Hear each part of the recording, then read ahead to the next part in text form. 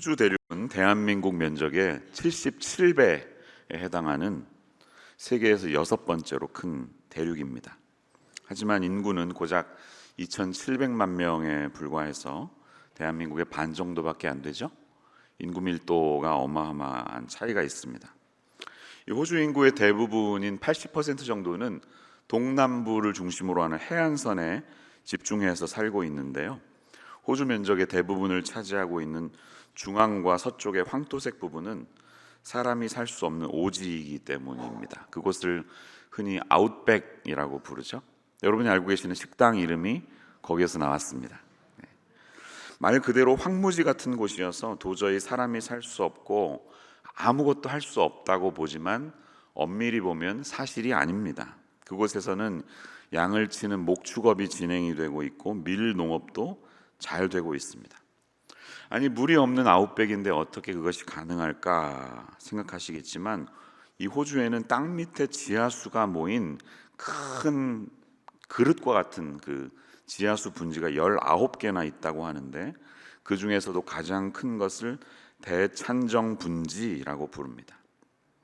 이 분지는 호주 대륙의 5분의 1에 해당하는 지역의 지하에 자리 잡고 있는데요. 여러분 지도를 한번 보시면 이렇게 생겼죠. 호주가 그 중간 부분에 이 노란색이 대찬정 부지, Great Artesian Basin이라고 불리는 곳입니다. 약 8,700 세제곱킬로미터의 물이 이곳에 담겨 있는데 이 정도면 북미에 있는 미시간호와 휴런호의 그 호수를 가득 채우고도 남을 만한 양이라고 합니다. 원래 이 지역은 강수량이 적어서 양의 사육이 불가능했었는데 지질 구조상 이 동부 산지에 있는 빗물이 지하로 스며들면서 불투수층 지역에 괴어 있게 되었고 거기 괴인 우물을 뽑아 올리는 지하수 시설이 개발되게 되면서 밀을 재배할 수 있었고 양 사육 지역이 이 건조한 지역까지 확대되었다고 합니다. 놀랍지 않습니까? 사막이 아름다운 건 어딘가에 우물을 감추고 있기 때문이야. 생텍쥐베리의 어린 왕자에 등장하는 문장이죠. 많은 이들에게 영감을 주는 이 문장에 대해서 소설 속의 주인공은 다음과 같이 답합니다. 그래, 집이건 별이건 사막이건 그걸 아름답게 만드는 건 눈에 보이지 않아. 맞습니다. 사막을 아름답게 만드는 건 눈에 보이지 않습니다. 우리의 현실이 사막과 같이 한없이 황폐하게 느껴진다 할지라도 그 사막은 아름다울 수 있습니다. 왜냐하면 눈에 보이지 않는 주님께서 우리의 현실을 주관하고 계시기 때문입니다. 광야를 절망이라고 하고 광야가 답이 없는 질문의 현장이라고 한다면 이사야 선지자의 사역은 황무지에서 물을 캐는 일과 같았습니다. 그는 인기가 없는 사역을 감당했던 사람입니다. 약 20살의 나이에 하나님으로부터 소명을 받죠. 이사야 6장에 등장하죠. 그래서 우시야, 요담, 아하스, 히스기야 등의 4대 왕에 걸쳐서 길게 사역을 약 60년간 감당했던 사람입니다. 제가 보여드리는 표를 참조하면 다음과 같습니다. 주요 사건들이 이렇게 있는데요. 722년에 북이스라엘이 망했고 586년에 예루살렘이 멸망했는데 북이스라엘이 멸망하는 장면을 지켜보면서 이 네 왕의 재직 기간에 함께 선지자로 섬겼던 사람이었죠. 그가 목격했던 중요한 사건은 아하스 왕 때 시리아와 북이스라엘이 함께 연합해서 남쪽으로 내려왔던 전쟁을 목격했던 적이 있고요. 히스기야 왕 때는 아시리아 제국이 유다를 침공하는 것을 목격했습니다. 그는 나라가 위기에 빠지는 것을 목격하면서 그럼에도 불구하고 하나님의 말씀을 전해야 했던 사람이었습니다. 이사야를 이제 이번 주에 쭉 읽어가시게 될 텐데요. 개략적으로 쭉 훑어보셔도 얼마나 심판의 메시지가 많은지 아마 잘 아실 겁니다. 책의 중반부 정도라고 할 수 있는 13장에서 23장까지의 내용을 잠시 제가 보여드리면 다양한 열국에 대한 심판의 메시지가 이렇게 있어요. 바벨론, 아수르, 블레셋, 모압, 에브라임, 다메섹, 이디오피아, 애굽, 바벨론, 두마, 아라비아, 예루살렘, 두로, 시온에 대한 경고를 그는 계속적으로 해야 했던 사람입니다. 자기가 하고 싶었을까요? 아니, 하나님이 말씀 주셨기에. 근데 여러분 보기만 해도 숨이 막혀오지 않습니까? 이 주변에 다 자기 편이 없어요.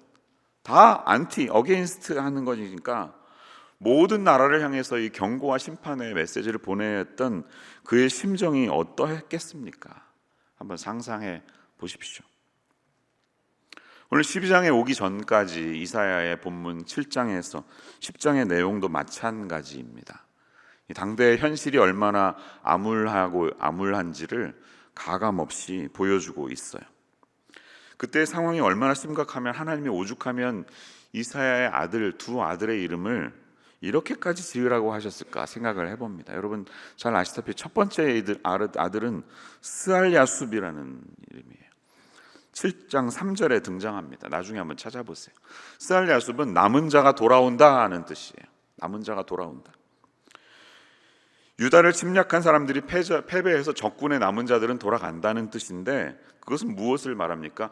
유다가 침략을 받는다는 뜻이죠. 엄청난 학살과 사륙이 우리 땅에 임한다는 것이 아들의 이름을 통해 증명됩니다. 하나님이 지으라고 하신 것이에요. 둘째 아들의 이름은 8장 1절에 등장하는데 마헬 살랄 하스바스예요. 한번 따라해 볼까요? 마헬 살랄 하스바스. 가을에 성경 퀴즈 때 이거 이름 나올 수 있습니다. 외워두시면 도움이 될 거예요. 이런 뜻이에요. 빠르다, 전리품, 신속하다, 노획물, 이런 뜻이에요. 그러니까 약탈이 빨리 진행된다, 이런 뜻이에요. 마헬 살랄 하스바스. 자, 이름에 벌써 모든 스토리가 담겨 있잖아요. 너희 나라가 털릴 거야. 약탈당할 건데 빨리 진행될 거야. 이렇게까지 하나님이 이름하라고 하시면 이사야의 심정이 어땠겠어요? 우리로 치면 아들의 이름을 김전쟁, 박전투, 이학살 막 이렇게 짓는 것과 같죠. 비참하죠. 굉장히 암울합니다. 이사야서는. 하지만 오늘 우리가 읽은 이 본문은 어떻습니까? 특별히 11장과 12장을 읽어보시면 여기는 소망의 메시지가 있어요. 이 암울한 현실 속에서 한 줄기 빛처럼 메시아가 너에게 올 거야. 그분이 어떤 분이신지를 짠 하고 보여주고 있습니다. 사막의 오아시스처럼 암울한 현실 속에 이 감사의 노래가 울려 퍼지고 있습니다. 여러분, 이사야에는 반전이 있다는 것을 잊지 마세요. 이제 한 달 동안 읽으실 텐데 참 아주 반전이 확실합니다. 39장까지는 어두워요. 근데 40장에서 66장까지는 반전이 있어요. 회복과 소망의 메시지를 던져줍니다. 외우기도 쉽죠? 구약은 39, 신약은 27, 더하면 66. 이사야가 그렇게 구조가 되어 있어요. 39장까지는 어둡고요. 나머지 27장, 40에서 66장은 밝은 소망의 메시지가 있어서 66장이 마치 성경 전체를 보는 것과 비슷합니다. 이사야의 전반부와 후반부는 많이 다릅니다. 여러분, 여기에서 우리가 붙들어야 될 중요한 진리가 있어요. 하나님의 궁극적인 목적은 심판과 워닝이 아니라 우리의 회복이라는 겁니다. 우리의 구원이라는 겁니다. 하나님은 우리를 회복시키기 원하시는 분이에요.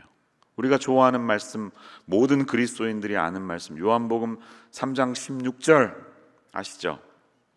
근데 그 다음 절 17절 혹시 외우고 계십니까?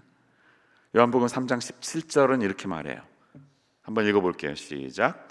하나님이 그 아들을 세상에 보내신 것은 세상을 심판하려 하심이 아니요 그로 말미암아 세상이 구원을 받게 하시며. 아멘. 이것이 하나님의 우리를 향한 주님의 뜻입니다. 주님은 우리를 구원하시기 위해서 아들을 보내셨다는 것입니다. 여러분, 절망 속에 계십니까? 세상이 어지럽죠. 어제도 엄청난 일이 있었죠.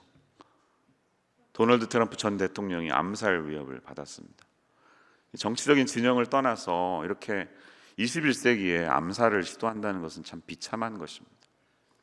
세상이 너무 지금 보이지 않는 진짜 시빌 워인 것 같아요. 미국도 그렇고 한국도 그렇고 너무나 이 대립 구도가 강해서 평화가 없어요. 평화가 없어요.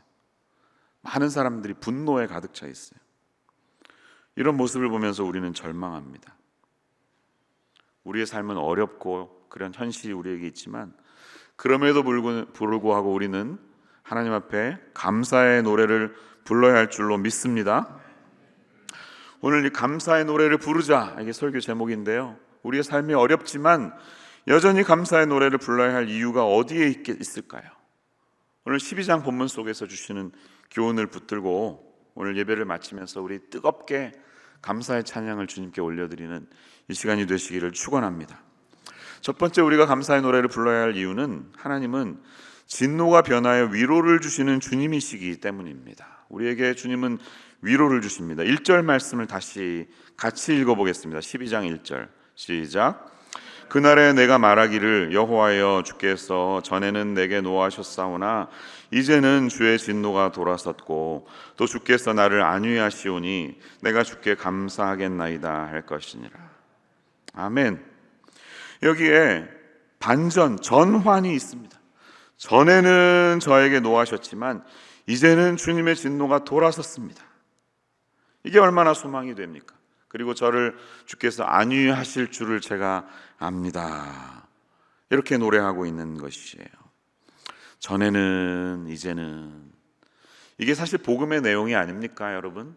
우리가 전에는 다 어둠 가운데 있었지만 이제는 빛의 자녀가 되었고, 어둠 가운데 있는 우리를 끄집어내셔서 아버지, 아들의 나라로 인도하신 하나님, 이 전에는과 이제는의 스토리가 우리 모든 그리스도인들에게 있어야 하지 않을까요? 에베소서 2장 말씀 3절 5절은 이렇게 말하죠. 전에는 우리도 다 그 가운데서 우리 육체의 욕심을 따라 지내며 육체와 마음에 원하는 것을 하여 다른 이들과 같이 본질상 진노의 자녀이었다니. 네, 우리는 본질상 in essence 진노의 자녀였는데 긍휼에 풍성하신 하나님이 우리를 사랑하신 그 큰 사랑을 인하여 허물로 죽은 우리를 그리스도와 함께 살리셨습니다.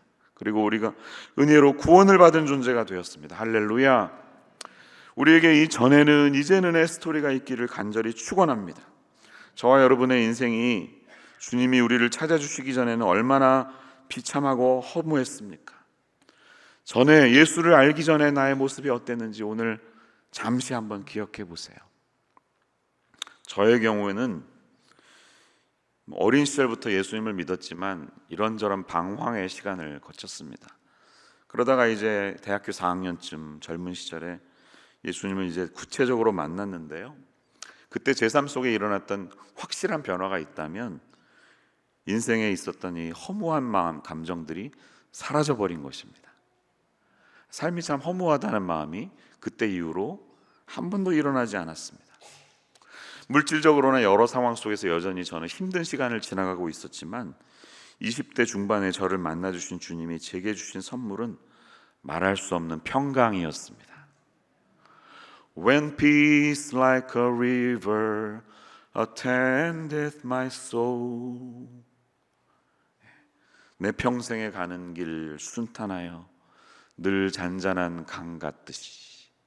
When peace like a river, 그 잔잔한 강물처럼 흐르는 그 평강이 그때부터 지금까지 제 삶 속에 한 번도 떠난 적이 없습니다. 여러분의 삶은 어떠하십니까?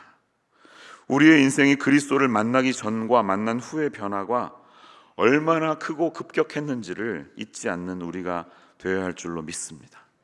하나님을 만나기 전에 우리의 모습은 이런저런 과거의 사람으로부터, 부모님으로 받은 여러 가지 어린 시절의 상처와 스스로 내린 상처로 가득 찼던 그런 인생이었습니다. 가능성이 없었습니다. 이사야서 1장 6절에 그런 말씀이 있었죠. 발바닥에서 머리까지 성한 곳이 없이 상한 것과 터진 것과 새로 맞은 흔적뿐이거늘 그것을 짜며 싸매며 기름으로 부드럽게 함을 받지 못하였도다. 우리의 인생이 그랬습니다. 그러나 호세아 선지자는 우리에게 이렇게 말했죠. 우리가 여호와께로 돌아가자. 여호와께서 우리를 찢으셨으나 도로 낫게 하실 것이요 우리를 치셨으나 싸매어 주실 것입니다. 하나님의 많은 경고에도 불구하고 끝까지 돌아서지 않는 것이 선지서의 이야기입니다. 17권의 내용이 다 똑같아요. 그렇게 부르짖는데도 돌아서지를 않아요. 여호와께로 돌아가면 되는데 계속해서 배반하는 그 스토리예요. 거기에 남는 것은 상처와 찢겨짐 뿐입니다. 하지만 그것이 끝이 아닙니다. 하나님이 우리를 다시 낫게 하신다는 거예요. 돌아가면 우리의 상처를 싸매어 주신다는 것이에요. 호세아 6장 2절이 그랬죠. 이틀 후에 우리를 살리시며 셋째 날에 일으키시리니 라고 말하지 않습니까? 셋째 날에 일으키다, 예수님의 부활이 떠오르시지 않습니까? 예수님의 복음은 우리를 새롭게 하고 죄 가운데 있는 저와 여러분의 삶을 살리실 것입니다. 지금은 우리가 아파 있지만 하나님은 우리를 도로 낫게 하실 것이고 우리를 다시 싸매어 주실 것이라는 이 회복의 메시지가 저와 여러분에게 있음을 기억하는 오늘 이 아침 되시기를 간절히 축원합니다. 1절의 시작은 그날에 이렇게 말합니다. 그날에. 그날이 언제예요? 이사야서 11장 10절 앞으로 좀 가보세요. 그날에 이새의 뿌리에서 한 싹이 나서 만민의 기치로 설 것이요. 11절 그날에 주께서 다시 그의 손을 펴사 그의 남은 백성을 라고 말하는 이 그날은 언제입니까?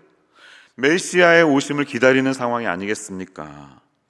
예수님의 첫 번째 초림은 하나님의 진노를 거두시고 우리를 어떻게 사랑하셨는지 보여주는 가장 강력한 메시지였으며, 예수님의 두 번째 재림은 우리에게 어떤 결과가 일어날지 확인시켜주는 가장 강력한 성경의 메시지가 아니겠습니까?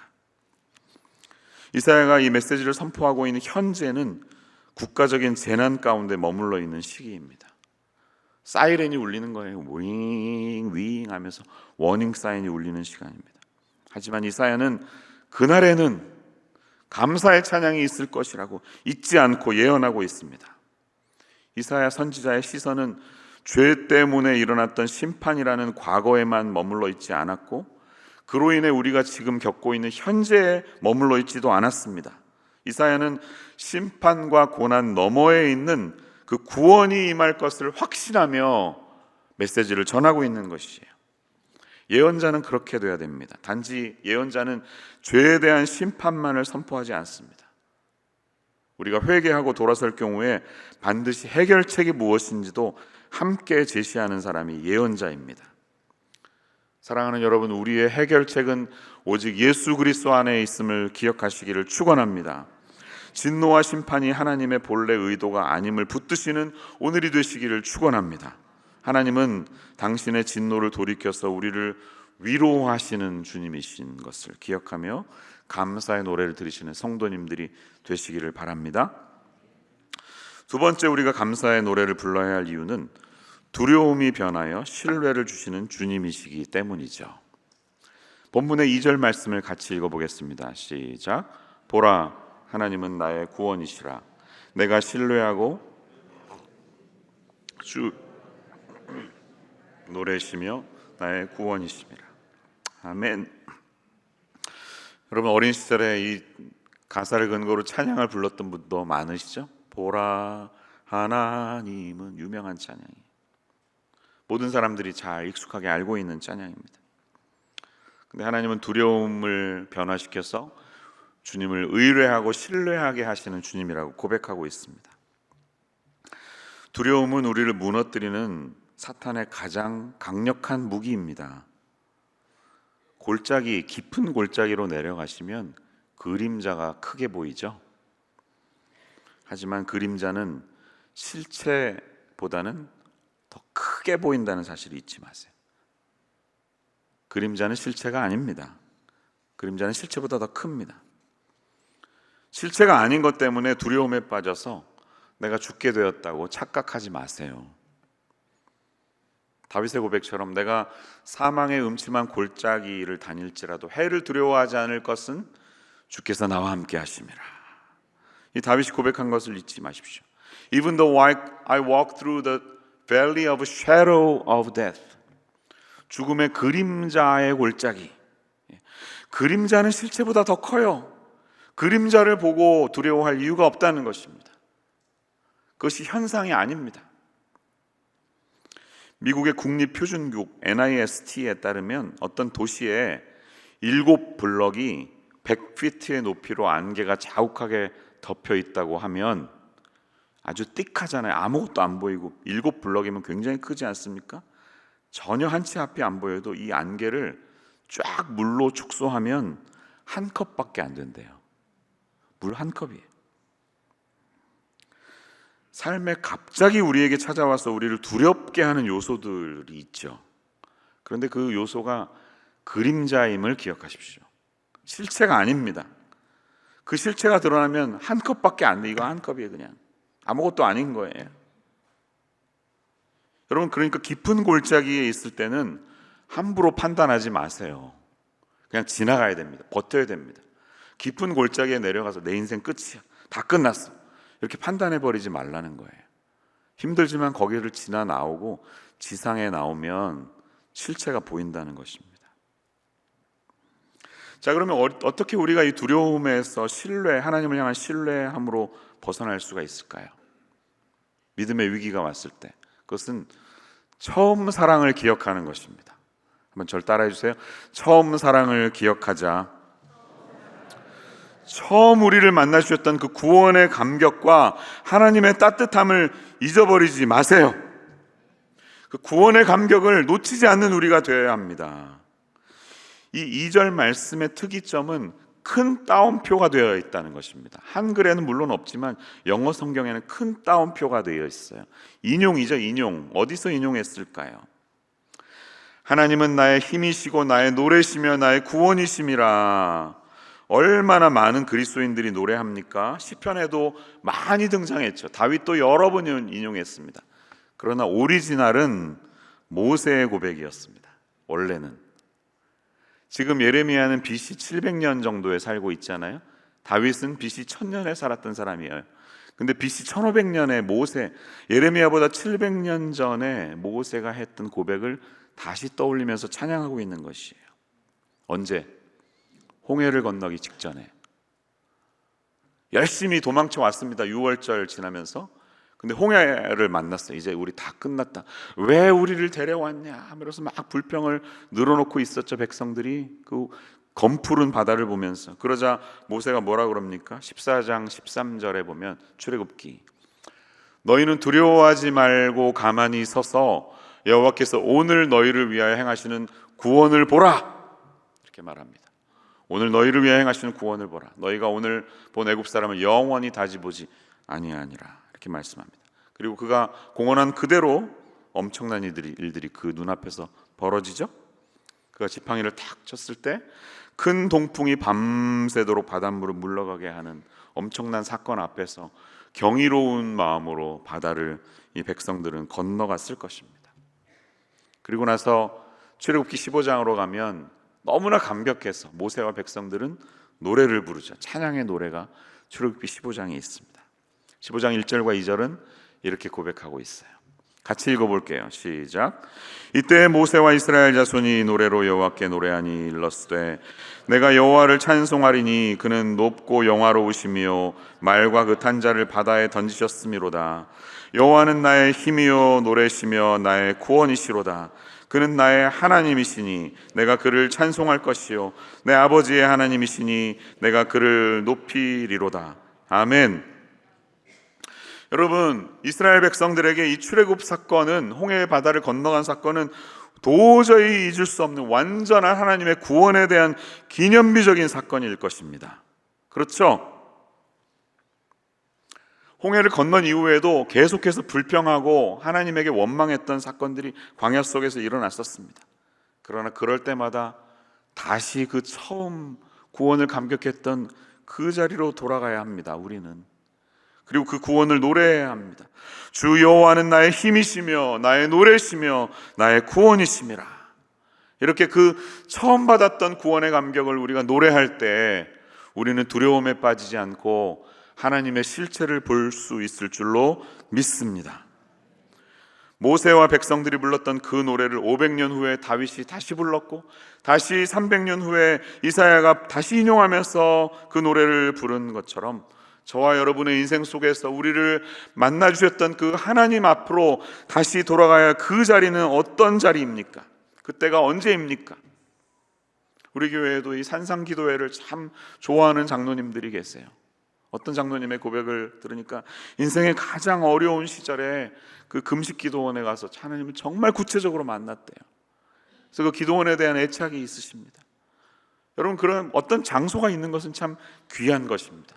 하나님이 나를 정말로 만나주셨던 그 몇 해, 그 장소, 그 사건, 그때의 사람들, 그때로 떠올릴 때마다 우리가 지치고 힘들 때마다 돌아가야 할 곳이 있음을, 바라보아야 할 곳이 있음을 떠올리는 것이에요. 언제 하나님께서 여러분을 구원의 길로 인도하셨습니까? 저에게는 그 감격의 회심의 장소가 있던 곳은 젊은 시절에 있었던 보스턴이었습니다.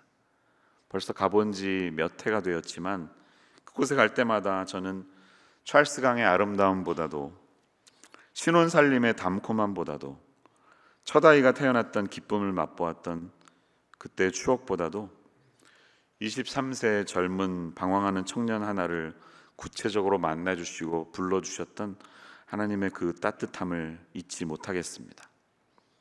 여러분의 보스턴은 어디입니까? 보라, 하나님은 나의 구원이시라, 이렇게 노래하며 그 구원의 감격을 향하여 다시 돌아가는 오늘이 되시기를 주님의 이름으로 축원합니다. 세 번째, 우리가 구원의 노래를 불러야 할 이유는 무엇일까요? 광야 같은 현실에서 구원의 우물을 공급하시는 주님이시기 때문입니다. 구원의 우물이 되시는 거예요. 물은 인간의 삶에 굉장히 중요한 요소죠. 어느 지역에도 우물이 마르면 도시를 옮깁니다. 옛날엔 그랬어요. 우물이 마르면 사람이 더 이상 살 수가 없어요. 지역 기반을 옮겨야 해요. 다시 다른 곳에서 삶의 터전을 찾는 겁니다. 여리고에 갔었는데요, 작년에. 여리고는 해발 마이너스 300m입니다. 예루살렘은 거의 800m예요. 그러니까 1100m의 고도의 차이가 있어요. 엄청난 언덕이에요, 예루살렘. 너무 덥더라고요, 진짜. 해저니까 오죽하겠어요. 사해도 그렇거든요. 사해도 그래서 더운 거예요. 그러니까 얼마나 덥고 마르고 황폐할까 싶었는데 웬걸 나무가 너무 많아요. 여리고의 별명이 City of Palm Trees예요. 아셨나요? 종려나무의 도시. 너무 종려나무가 많아요. 왜 그랬을까요? 거기는 샘이 있습니다. 엘리사의 샘이라고 하는 모든 사람이 가는 유명한 관광지가 있는데요, 그냥 엄청난 물들이 계속해서 콸콸콸콸콸 흘러나오고 있더라고요. 그 더운 여름에 정말 서늘한 기운을 느끼면서 한없이 물을 막 발에 이렇게 씻으면서 그렇게 기분 좋게 나왔습니다. 여리고 시장에는 과일과 야채들이 아주 풍성한데요, 당연히 여리고에서 직접 재배된 것이죠. 물이 많으니까 최고의 맛을 자랑합니다. 엘리사의 샘물 덕분입니다. 물은 그런 존재입니다. 이사야 선지자는 우리의 구원을 그 우물물에 비교하고 있습니다. 3절도 같이 한번 읽어볼게요. 시작. 그러므로 너희가 기쁨으로 구원의 우물들에서 물을 기르리로다. 아멘. 우리의 구원이 얼마나 필요한 것이고 절실한 것인지를 당시의 사람들에게 우물이 바로 생명이 아니냐, 이것에 비유해서 지금 이사야는 노래하고 있습니다. 이사야는 구원을 물에 비유하면서 언급하고 있습니다. 네, 우리의 구원은 목마른 자들에게 물과도 같습니다. 신앙생활의 궁극적인 목적은 우리의 구원이 아니겠습니까? 이사야서 55장 1절에 보면 그런 말씀이 있었죠. 너희 모든 목마른 자들아 물로 나오라. 돈 없는 자들로 오라. 너희는 와서 사 먹되 돈 없이 값없이 와서 포도주와 젖을 사라. 이렇게 말합니다. 이 하나님이 주시는 우리의 구원은 값없이 공짜로 주시는 것이에요. 목마른 자들아 다 와서 물로 나와서 마셔라. 그런 자들이 기쁨으로 와서 마시면 되는 것입니다. 구원은 그토록 소중한 것이라는 거예요. 그런데 우리는 어떻게 했습니까? 이 구원의 물을 헛된 것으로 저버렸어요. 하나님의 구원을 하찮게 여겼어요. 그래서 오늘 읽으시는 이사야 8장 6절에 보면 이런 말씀이 있어요. 이 백성이 천천히 흐르는 실로아 물을 버리고 르신과 르말리아의 아들을 기뻐하느니라. 실로아는 실로암의 옛 이름입니다. 실로암 아시죠? 찬양곡 말고요. 실로암 샘물 어디에 있습니까? 다윗 성 안에 있어요. 예루살렘 성 안에 있는데 다윗이 예전에 수원을 끌어왔던 적이 있죠. 그래서 실로암 연못을 만들었는데 원래는 히스기야 왕 때 만들었던 것입니다. 히스기야 왕이 이 기혼의 샘물을 성 안으로 끌어들이기 위해서 안반 바위를 다 파서 수로를 만들어 가지고 계속해서 예루살렘이 갇히더라도 물이 항상 고여 있을 수 있도록 이 기온샘 실로암 못을 만들었다는 것이. 그래서 둘러싸여도 거기 계속 물이 있기 때문에 예루살렘은 끝까지 버틸 수가 있다는 것이. 그래서 전쟁이 일어나거나 이제 둘러싸이면 잘 간직해야 되는 게 바로 이 실로암 물이에요. 근데 공급량이 많진 않아요. 조금씩 흘러요. 천천히 흐른다고 해서 답답해서 르신과 르말리아의 아들을 따라가는 사람들이 있었다는 거예요. 그게 지금 현실이라는 거예요. 이사야가 노래하는 거예요. 르신은 아람 시리아의 왕입니다. 르말리아는 이스라엘 왕이. 이들이 연합해서 하나님을 의지하지 않고 자기들이 연합 세력을 형성하는 인간적인 것들을 그렇게 비유하고 있습니다. 하나님이 우리에게 주시는 구원이 별것 아닌 것 같아 보이고 크리스찬으로 살아가는 삶이 미약해 보여서 이렇게 졸졸졸 흐른다고 해서 저기 옆에 막 콸콸콸 넘치는 강물을 쉽게 따라가려고 하다가 망하지 말아라, 이렇게 경고하고 있습니다. 이스라엘 너희들이 주변 강대국을 신뢰하고 하나님을 버렸기 때문에 그 큰 하수 같은 강물이 아수르를 통해서 이스라엘을 덮는다고 경고하는 내용을 보게 되는 것입니다. 예수님 안에 머물러 살아가시는 이 신앙생활이 좀 느려 보이실 때도 있죠. 지루하게 느껴지기도 하죠. 맨날 주말마다 목장으로 모이래. 언제 놀러 가나 우리는, 막 이럽니다. 네, 그렇게 느껴질 때도 있습니다. 신나게 살아가는 세상 사람들을 볼 때 답답하기도 합니다. 그러나 평범한 일상 가운데 말씀을 나누며 하나님의 사람들과 함께 동행하는 삶이 우리에게 주신 가장 큰 축복임을 잊지 않는 우리가 되어야 할 줄로 믿습니다. 그 삶이 비록 느려 보인다고 할지라도 그분의 길을 따르는 것 외에는 구원의 길이 없으니 다른 방식을 구하지 말라는 주님의 명령을 붙드시는 이번 한 주가 되시기를 바랍니다. 예레미야 2장 13절에는 이런 말씀이 있어요. 이건 같이 읽어볼게요. 시작. 내 백성이 두 가지 악을 행하였나니 곧 그들이 생수의 근원대를 나를 버린 것과 스스로 웅덩이를 판 것인데 그것은 그 물을 거두지 못할 터진 웅덩이 물이니라. 아멘. 여러분, 하나님 없이 사는 삶은 터진 웅덩이입니다. 잊지 마세요. 스스로 웅덩이를 파보아야 그때뿐입니다. 금방 더러워지고요, 말라버립니다. 하나님만이 저와 여러분의 목마름을 채우실 수 있는 존재라시는 사실을 기억하시기를 바랍니다.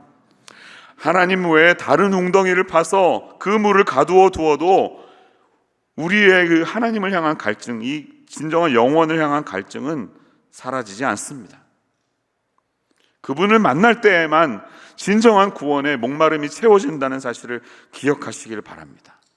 예수님이 사마리아 여인을 만나셨을 때도 동일한 메시지를 주셨죠? 기억하시죠? 요한복음 4장 말씀에도 그런 말씀들이 있잖아요. 여인이 묻자면 왜 저한테 물을 주시라고 합니까? 원래 사마리아 사람들하고 우리는 대화를 안 하는데. 쭉 주님이 이뤄가시잖아요. 쭉 이렇게 질문하면서 마지막에 예수님이 그러시지 않습니까? 내가 주는 물을 마시는 자는 영원히 목마르지 아니하리니 내가 주는 물은 그 속에서 영생하도록 솟아나는 샘물이 되리라. 그 여러 갈망 속에서 인생의 즐거움을 찾아서 남편도 많이 바꿔가면서 자신의 삶을 추구해 보았지만 그 어떤 것으로도 목마름을 채울 수 없었던 그 여인이 이 말씀을 듣고 나서 영생의 기쁨, 목마름을 채우는 주님을 만납니다. 그리고 물동이를 내던져 버립니다. 그리고 동네 사람들에게 이야기하러 갑니다. 저와 여러분에게 주님은 그런 주님이신 줄로 믿습니다. 예수님이 없으면 우리가 어떤 음료를 마셔도 우리의 갈증은 사라지지 않습니다. 그러니까 아무리 답답하고 느려 보이고 진전이 없어도 저와 여러분이 예수님 안에 있어야 우리가 목마르지 않음을 기억하십시오. 영생하도록 솟아나는 샘물이 되시는 예수님을 섬기는 우리에게 그렇다면 무엇이 있어야 할까요? 기쁨이 있어야 합니다. 구원의 우물들에서 기쁨으로 물을 기르리로다. 여러분, 주님을 섬기는 우리에게 이 기쁨이 있으시기를 간절히 축원합니다. 목마른 사람이 우물물을 길어먹는 일이 힘들까요? 아니요, 그에게는 전혀 힘들지 않을 것입니다. 날마다 나는 목마르기 때문에 또 마셔야 하기 때문에. 우리가 주님을 섬기고 예배하고 하나님을 섬기는 일이 그렇게 돼야 하는 줄로 믿습니다. 성도가 구원받은 증거는 무엇일까요? 그 중에 분명한 한 가지는 예배하는 일이 힘들지 않다는 것입니다. 구원받은 자는 예배하는 것이 힘들지 않습니다. 기도하거나 말씀 듣거나 찬양할 때 기쁨이 있다는 것입니다. 감사가 흘러 넘친다는 것이. 그래서 감사와 찬양과 화답과 복종은 성령 충만의 증거예요. 에베소 5장에 나오잖아요. 성령 충만한 사람은 감사가 있고요, 기쁨이 있습니다. 찬양이 있는 것입니다. 하나님의 뜻을 구한다고요? 이렇게 말했죠. 항상 기뻐하라. 쉬지 말고 기도하라. 범사에 감사하라. 이것이 그리스도 안에서 너희를 향하신 하나님의 뜻이니라. 여러분, 우리가 늘 기도하면서 기뻐하고 범사에 감사하는 것이야말로 구원받은 성도의 사인이 되어야 할 줄로 믿습니다. 사랑하는 여러분, 오늘 이 아침에 우리가 주 안에서 기뻐하면서 구원의 우물물을 마시고 있습니까? 주님을 섬기시면서 혹시 지쳐 계신 분은 계시지 않나요? 예배가 지겨워지신 사역자님은 계시지 않습니까? 당신 안에 있는 구원을 다시 점검해 보시기 바랍니다. 구원의 기쁨이 왜 사라졌는지 원인을 다시 점검해 보시기 바랍니다. 왜 예전에는 기쁘게 들었던 설교 말씀이 지겨워지기 시작했는지. 제 목소리가 굵어졌기 때문입니까? 저의 말씀을 향한 설교자로서의 자세는 달라지지 않았습니다. 스피커는 똑같아요. 스피커는 그 스피커 그대로예요. 혹시 듣고 있는 나의 귀가 달라지지는 않았을까요?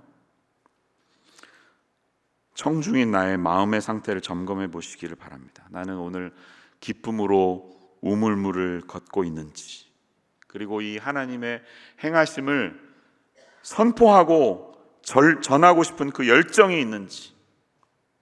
그날에 너희가 또 말하기를 여호와께 감사하라. 그의 이름을 부르며 그의 행하심을 만국에 선포하며 그의 이름이 높다 하라.